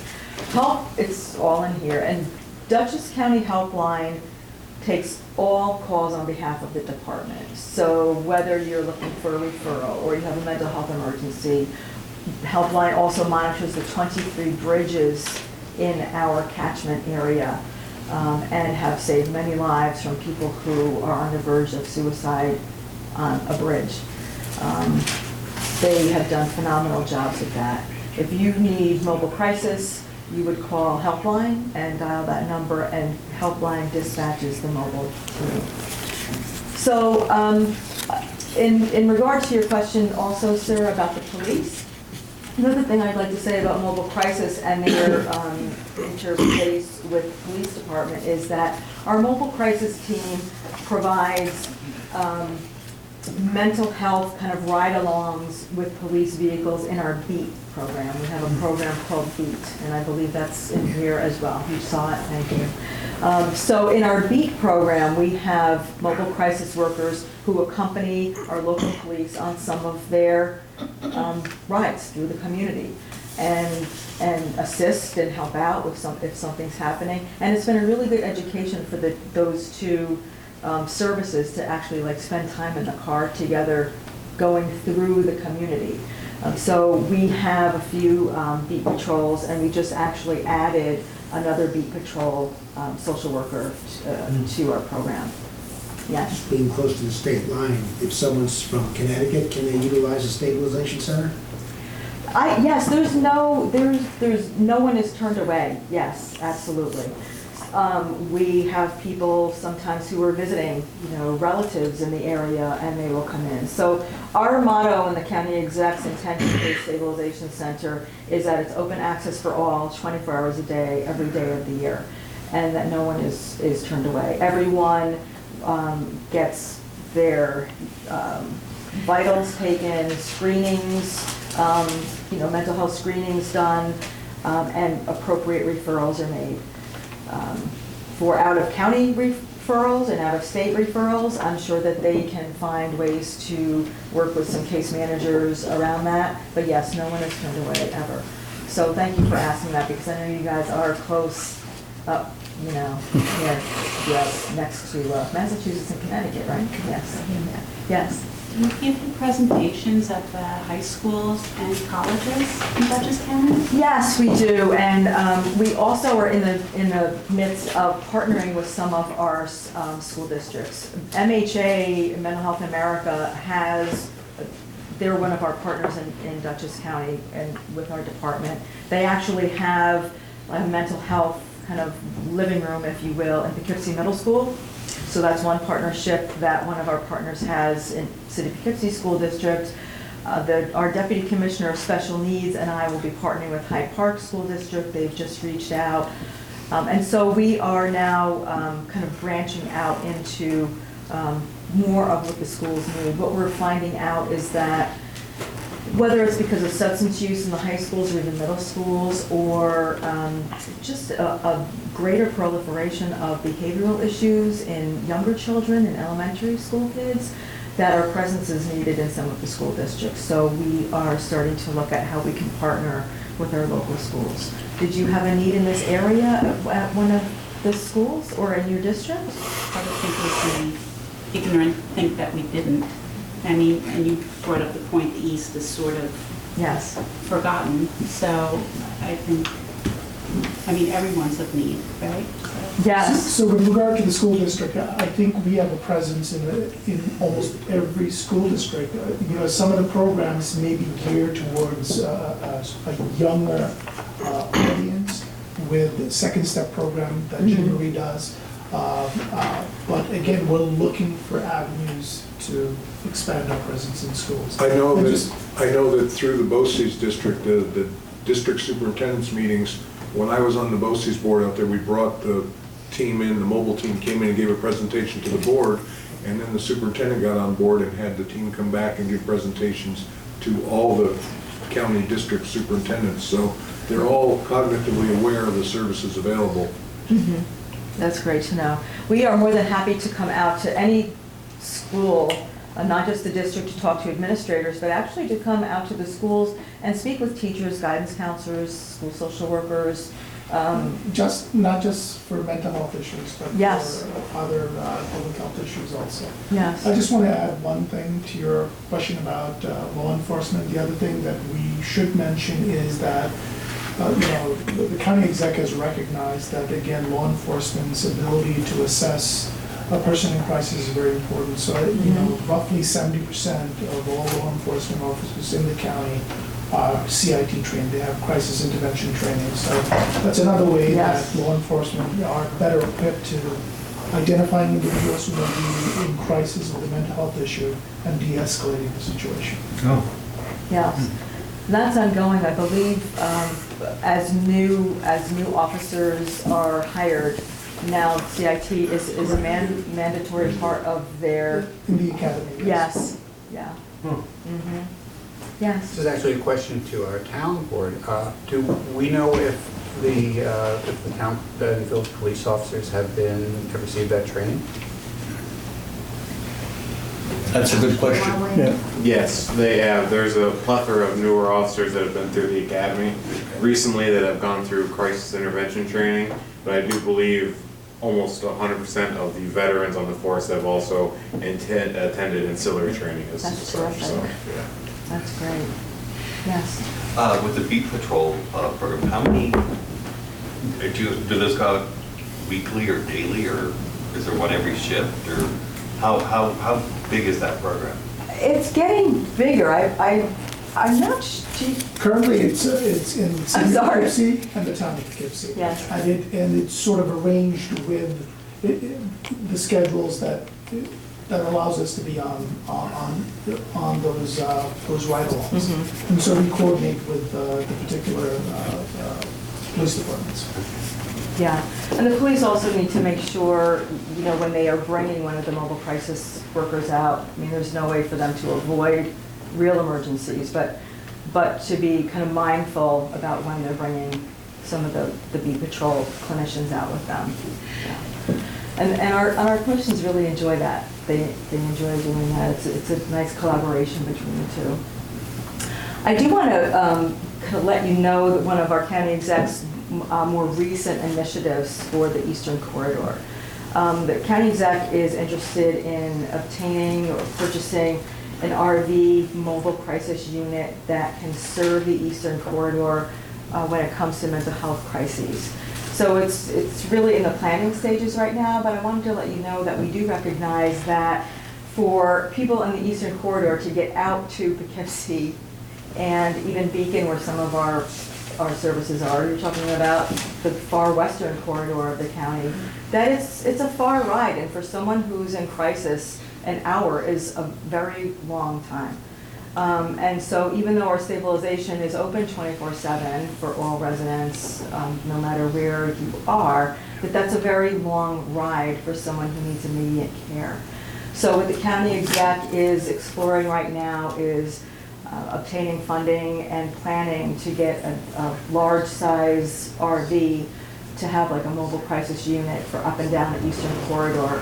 And we're not sure how that would be dispatched or operated at this point in time. We're in discussion stages about what would be the most effective way to deploy something like that and to be available for your residents. But I do want to let you know that all of us at the county are aware that although our services in Poughkeepsie and and our hub are wonderful and can help you, that it's hard for you to access them sometimes for everyone out here. So we are planning for that. Yes. Yeah, along the same lines, I was wondering if you ever partner with local organizations like urgent care centers, or like you get a call from Pine Plains or from Norton, and it takes an hour to get there. Are there local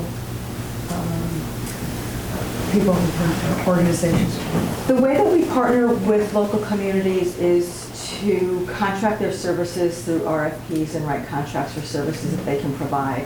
So I think that it would be a great discussion for us going back to the department to look for agencies in your area here where perhaps we can contract with them.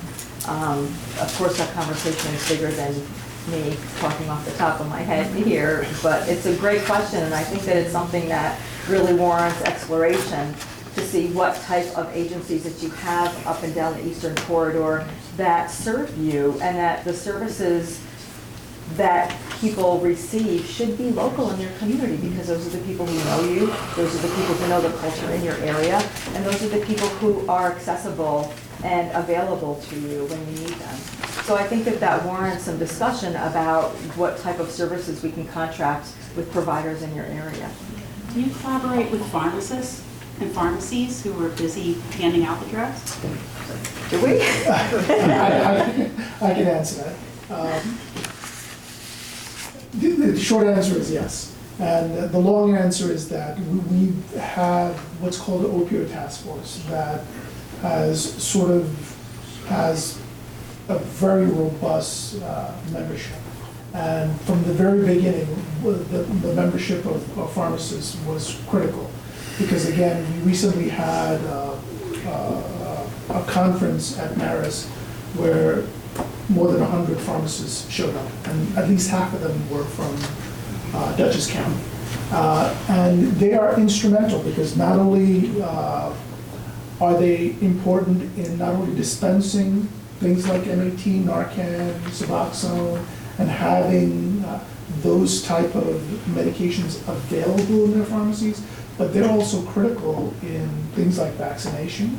They're also critical in things like education for individuals if they have a question, or if, simple public health related information. They can be a hub of a lot of services. And so yes, we are coordinating collaboratively. Well, you mentioned Narcan. I think it would be a good idea to mention that it's available for the training and dispensing of it at the stabilization center 24/7. Anybody in this room could leave here tonight and go out there and be trained to use it and receive it. And, not for nothing, but we've lost a couple of people this week. And it can't be stressed enough to have as much of that available, and people in this community have the ability to use it, because you just never know. You bring out such an important point. I carry a kit, in my bag, in my car. but the likelihood that I will ever come across a situation is low. I think what's important is with the opioid crisis, there's so much stigma that a lot of things are behind closed doors. The individuals that would probably benefit the most if they have a loved one, if they have a friend, if they know someone who may have an issue with opioid or any substance use disorder, having that training and having that available can save a life. So I'd like to say that if you have any local organizations or if a group of you as residents would like Narcan training, please contact us and we can arrange that. We can come out to your community and train you here. We don't do Narcan training at the Stabilization Center because we have people coming in and out. However, that's a service that we provide in the community. And I just want to say to Dr. Wythian's point and to your point, sir, the importance of individual people, residents being trained in their community, not as opposed to professionals, but in addition to professionals. One story I can tell you is that a few years ago, my husband was running a youth program in the city of Poughkeepsie, and in his youth program, they trained all of their students in Narcan.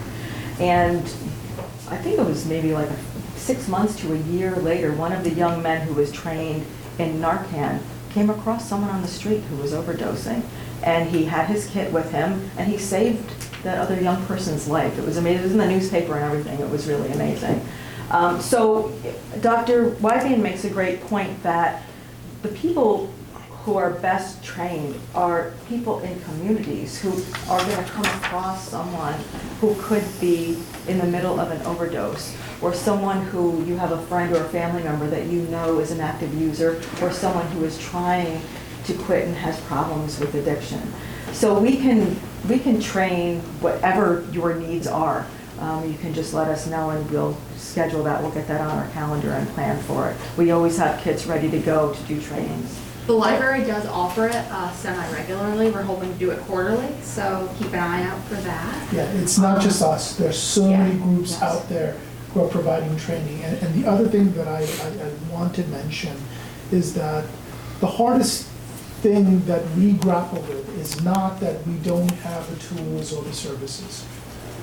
What we grapple with is how do we reach a population that does not want to come to us, that does not want to be recognized, and does at any particular time don't want to change or go into therapy.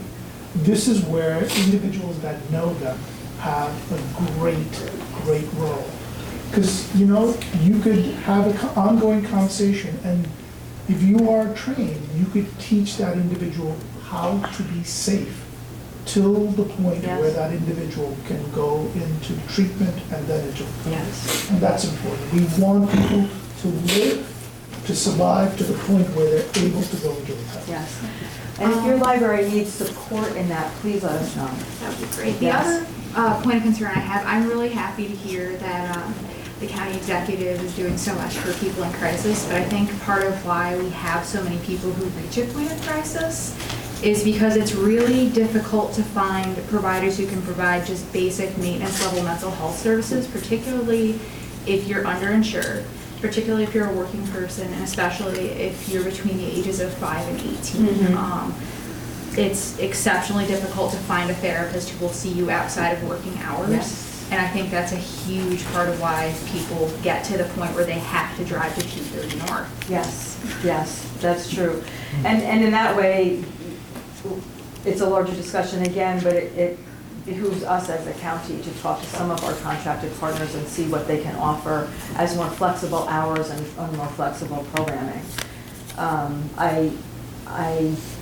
I think another thing too is the stigma, which our county exec talks about all the time, is the stigma of mental health and substance use, which we are trying to combat. It's very difficult. I think every person plays a part in that, in the way that they conceptualize addiction, the way that they talk about addiction, the way that they interact with people who are addicted, and how they interact with family members, or people who have family members with addiction. That each one of us has a great role and responsibility to take another look at those old perceptions of addiction and start adopting a different narrative so that our conversations with people can be different. And that's how we'll really break down the stigma. Related to addiction, I do want to share, although this wasn't part of my normal presentation, and it certainly isn't at this point in time part of our crisis services, but with New York State bail reform around the corner, which most of you are probably aware of, the county has put together a task force of a number of individuals, department heads, our district attorney, leaders from our department, and also community leaders to come up with a workflow that essentially, and it isn't finalized yet, but we're moving fast on it. We've only had 2 meetings, but we've come up with a basic workflow that kind of looks something like this. When someone would get arrested, police would inform that person at the site of arrest and give them literature about the county. These are the county's services, and we encourage you. We're the county. We're here to help you. We want to support you. Please reach out to any of our departments if you have a need, whether that need is social services, whether that need is mental health or addiction, giving them information on the stabilization center. Our goal is to be able to capture people at the time of arrest and bring them into treatment at that point. And so in advance of their arraignment, in advance of their pre-trial presentation in front of a judge or their parole officer, probation officer, whoever they're interfacing with, that they can say that they are already connected with treatment. So we're trying to use our bail reform initiative from New York State as a way to capture individuals kind of at intercept zero and bring them right into treatment. So rather than their arrest being something negative and punitive, we're trying to reframe their arrest as something that is an opportunity for them to get the help they need. Maybe there's someone who has an issue with interpersonal violence in their relationship. We can offer them services for that. Maybe there's someone who's impoverished and they need assistance from Department of Children and Family Services. We can assist with that. Maybe they need a primary care physician. We can give a referral to that. So we're trying to capture people at arrest and be a help to them and try to get them into some services or treatment, whatever they need, including bringing them to the stabilization center, screening them for addiction, and giving them a proper and appropriate referrals for their level of care that they need when it comes to addiction and substance use. And in that way, we're hoping to really expand how we can serve people with addiction and opioid use, and hopefully that can be another way that we can bring down the opioid crisis and any drug use. I do want to share with you that some information that I received in Albany last week, that some counties are reporting that although seems like their opioid crisis is going down, they're seeing an increase in use of methamphetamines and cocaine again. So I just wanted to share that with you. Most of my counterparts around the state were reporting that, and I'm not sure if we're actually seeing that yet, but I think it behooves townships and counties to be aware of what some of our counterparts across the state are experiencing, just to be aware of that. Is heroin use going up as well?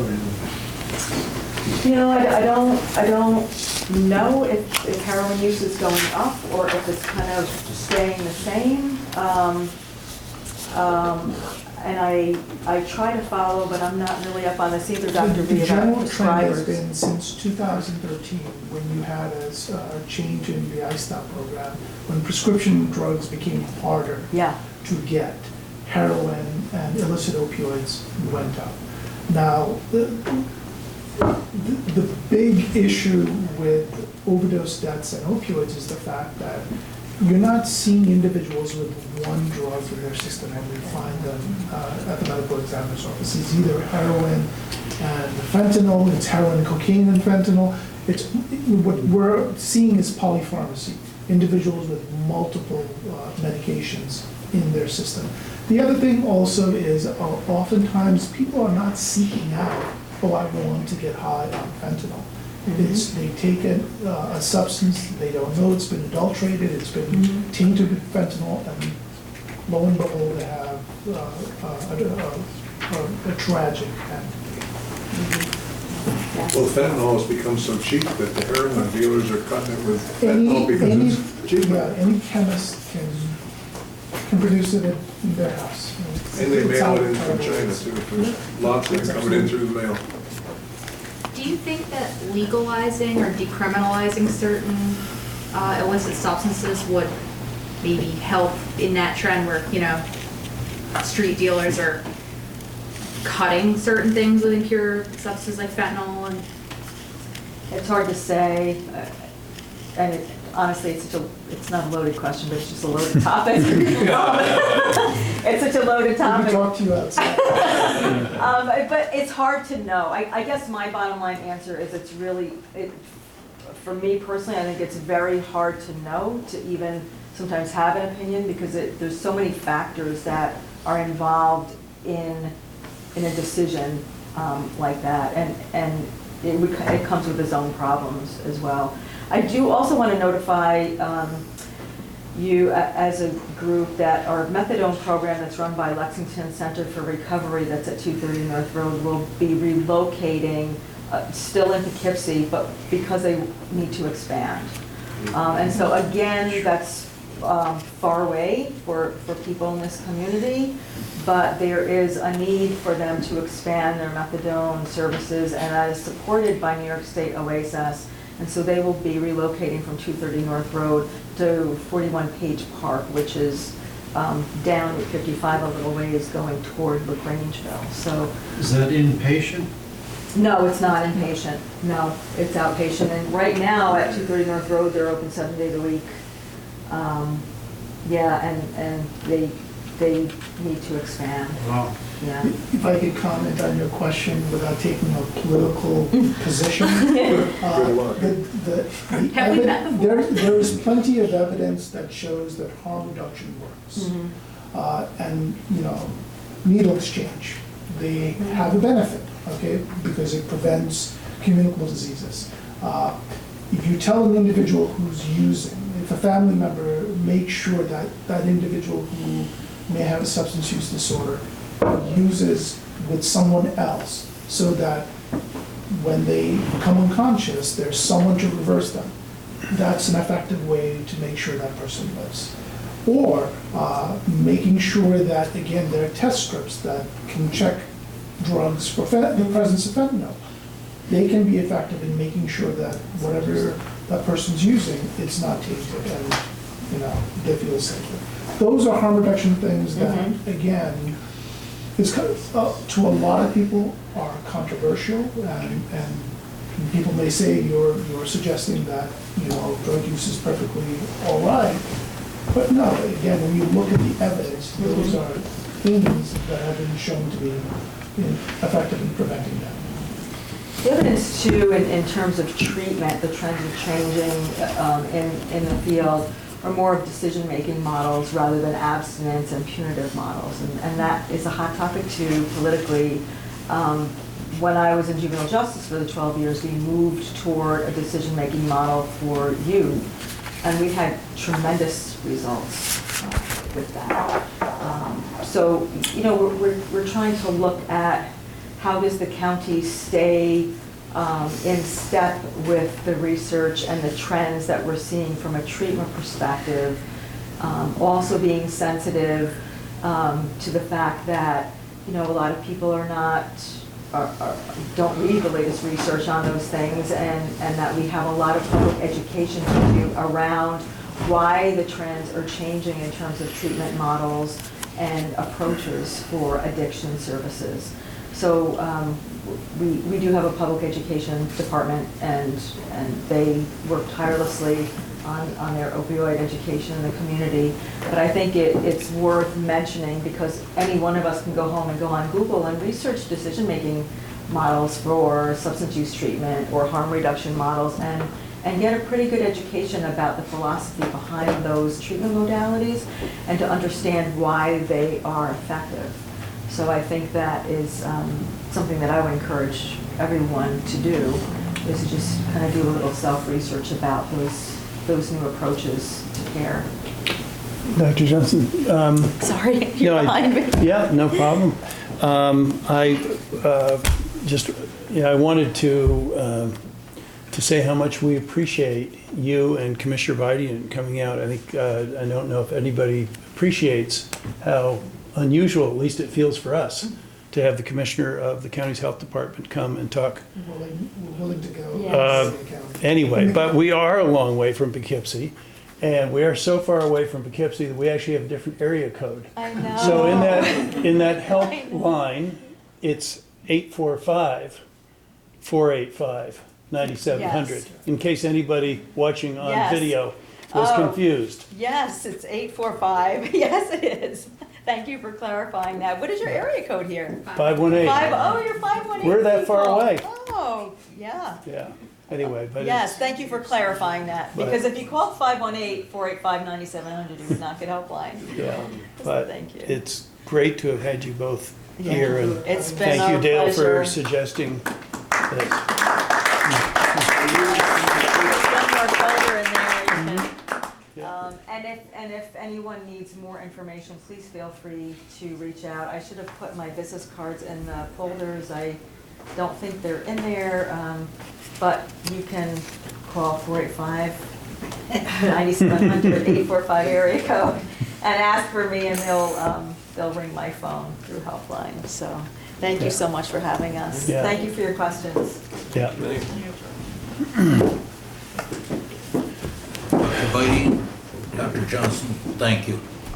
We do appreciate it very much, and I know from the response that we've had from the audience is extremely interested in this subject. It is the issue of the day, it is the issue of the year, it is the issue of our generation. Sadly. We thank you. Moving on, we have a presentation by John Penny, Chairperson, Dutchess County Complete Count Committee. Thank you. Thank you. Back. Thank you.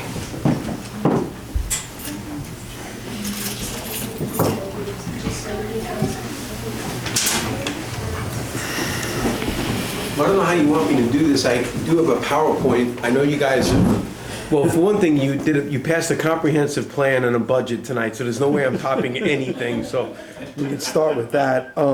Maybe I'll just pull this chair over and kind of talk to you both.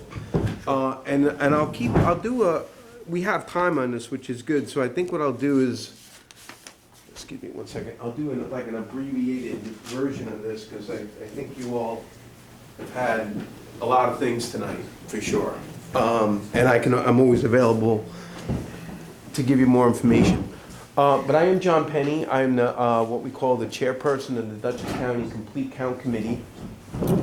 And I've been charged by the county executive to do outreach on the 2020 census, the importance of filling it out. And kind of a fit of irony, I'll back up a little bit. I used to be a journalist at the Poughkeepsie Journal for 20 years. I left the Journal at the beginning of this year, and I'm working under a unique partnership between the city of Poughkeepsie and Dutchess County governments. I actually work for the county executive's communications team, but I'm kind of off to the side. So I'll just freely admit, I didn't know they were going to be here tonight, but it was wonderful that they were here. And I took some photos, and we're going to be able to do a little bit more coverage of what they don't know this yet. They're going to find out when I give it to the director, so that was really great. But anyway, I was tasked to raise awareness about the importance of filling out the census. And we put together a 15-person committee. It's a very diverse committee, and when I talk about diversity, I mean it's not just ethnically diverse, it's diverse by age. We have some people that have been doing community outreach for decades. We have some people who really made a name for themselves in the last couple of years, and there are some people that do it on a countywide basis. There's some people that Northeast Community Center is involved.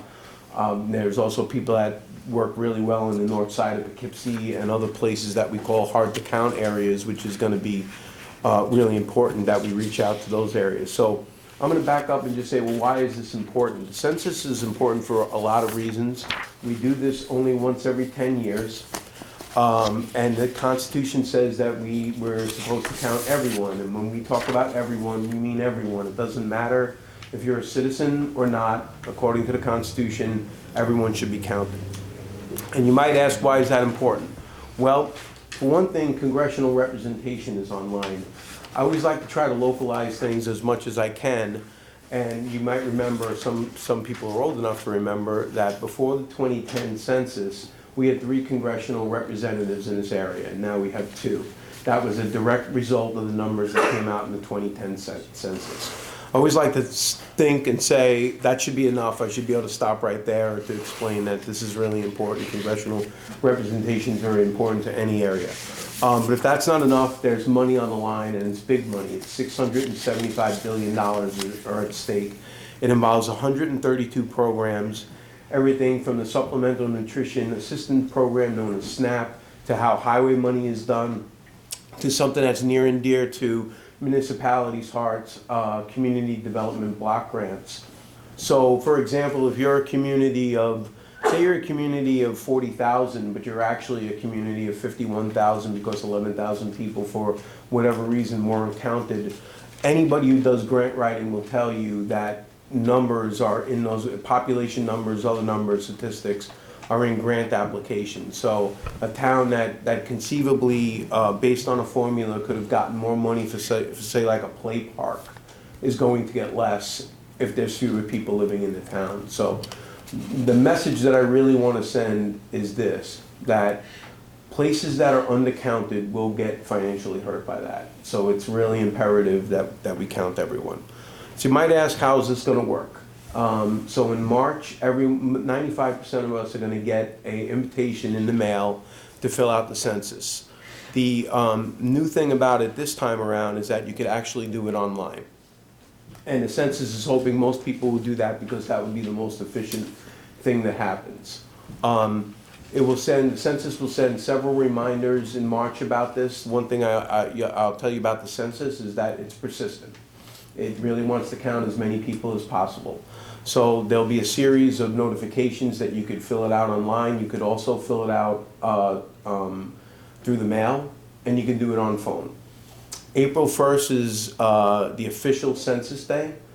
After that day passes, there'll be a couple of more weeks, and if you haven't responded by then, that's when the census workers go out into the field. One of the points I always like to make is, for most of us, filling out the census is very easy. It's going to take about 12 minutes online. I implore you to do that. I implore you to tell all your friends and family to do it. There are going to be some hard to count people for various reasons, and the more that we can let the census field workers concentrate on them, the better chance we have to have the best count possible. So I said 95%. As I told you, I'm a former journalist. I would always, my question would be, well, who's the other 5%? I got to get to 100. That's basically people who lived in what I call far-flung places like Maine and Alaska, and it was something about the census I didn't know. I did cover it as a journalist for a little bit, but I certainly wasn't an expert then, and I am not an expert now. So if you have any questions that I can't answer, I'll get them answered for you. They are people that live in those places, or they're people that live in national disaster areas. But they actually start counting the census in places like Alaska early. They actually start at the beginning of 2020, which I didn't know, which I thought was kind of interesting. That's the nuts and bolts of it, how it will work. It's really important for you to know that the census is confidential. Not only can the Census Bureau not share it with the public, it can't even share it with other federal agencies. And that's very important to know. If someone is found in violation of that, they face a $250,000 fine or 5 years in prison. We have a committee. It's called the Dutchess County Complete Count Committee.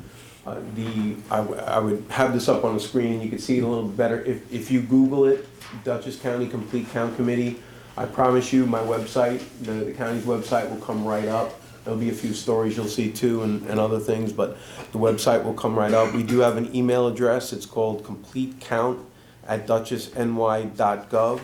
I will get you, I think I have given you in a various form some digital information that you could post on your website. We have it available right now in English and Spanish, but the census is going to have various languages available, and actually in the last week I've been getting more material on that. It's important to, just one other thing to know, I will do anything humanly possible to help anyone here who has questions about the census. It is important to know that the Complete Count Committee does not actually count the people, that the census actually does that. And what we're here to do is to raise awareness and be as supportive as possible. And on that, I'll take any questions if you have, but I will just add, you all, particularly our elected officials, there are people that voted for you. It's a sacred trust. It's a very special thing. It means that there are people that trust your judgment. As much as you can help spread the word about this to anyone, and that goes for everyone here. We all have people, there are people that you all know that would never trust me, unfortunately, because they wouldn't get to know me. I would like to think that would be the only reason. But you all have people who trust you in your world, and the more we do that and explain the importance of this, the better off we're going to be. Yes, sir. How do we treat part-time residents or city people who come up and spend 2 days a week?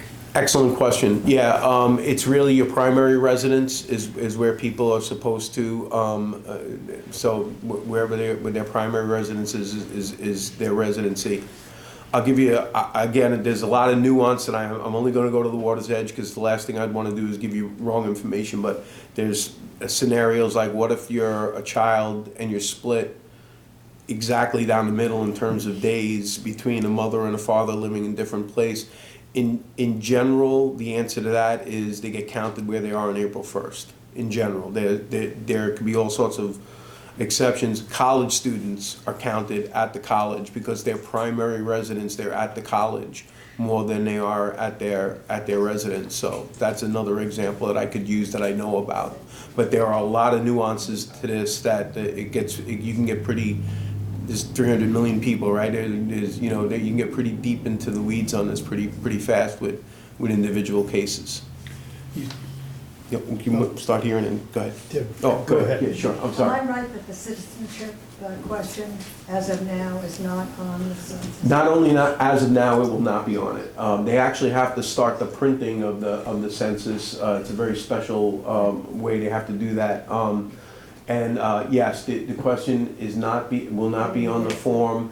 I think it's really important to people. There's a couple. I'm glad you brought this up. There's a couple of misinformation that even if the question were on the form, by the very fact that the question would have been on the form, showed that they wanted information even if you weren't a citizen. They just wanted to know if you were a citizen or not. So it was almost like tacit approval of saying that, yes, we understand that you could fill this form out and not be a citizen. So, but the good news, as far as I'm concerned, is that the question won't be on the form.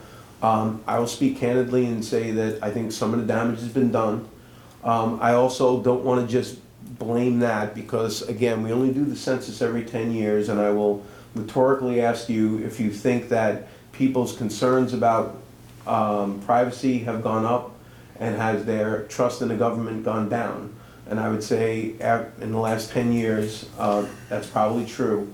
I think we have some tough sledding to do, I really do. I think as much as we express the importance of this, I think a lot of people are going to be reluctant to fill out. And one thing I didn't mention, and I'm grateful I'm going to remember to mention, is that children are horribly undercounted in the census. And the two reasons for that are you might be filling out the form and there's a 9-month-old right by you and you don't think this pertains to that person. But going back to my play park example, it most certainly does. And healthcare and everything else you could talk about. The other reason is people don't want to give out information about their children. So they're reluctant to put that information on the census. But it's important that everyone, infants to elderly, everyone gets counted. So you because we're obviously, this touches the citizenship question. Sure. Touches on people who are undocumented. They can participate in the census knowing that information is not being shared. That's right. Anywhere. That's right. We have, and I'll say this, but I'll even say it in advance, that we have a great committee. Out of the 15 people, I think 4 or 5 are bilingual. A number of them are really embedded in the Latino community in our areas, which is going to be really helpful. But if we rely just on the success of this committee, we're going to be unsuccessful. So I've been out. We've been talking to farmers. We're trying to talk to every segment of our communities as we can. And that a lot of the targeted material is about it being confidential, and that needs to be conveyed. And when I'm talking to the people who are working, particularly in the Latino communities, that material, that emphasis, we are emphasizing that point within that community for sure. Thank you. Sure. I did see another hand up, but you guys are all probably done because it's been. And I'll tell you, I just as a little personal side, if all governments were as effective as this meeting, we'd be pretty good. You guys accomplished a lot tonight. That was pretty. I know the comprehensive plan was a long time coming, but that's pretty remarkable work for one day. One more in the back. Yeah. I was quite curious if do you guys have any brochures or pamphlets or anything we can leave about this? I can get you information. We're working on like a trifold, more local one that, quite frankly, I wish we were done by now, but it's not. But I have some great material from the census. So if you want to email me, I can give you my card. But if you want to email me a complete count, it's completecount@dutchessny.gov. I will get you that. I can get you anything digitally. I have it organized, ready to roll, and I can get that to you. Great. I work with Assemblymember Dee Dee Barrett, and she's put together a brochure about this, which I probably have some in the back of my car. Well, send that to me too, because I'd love to see what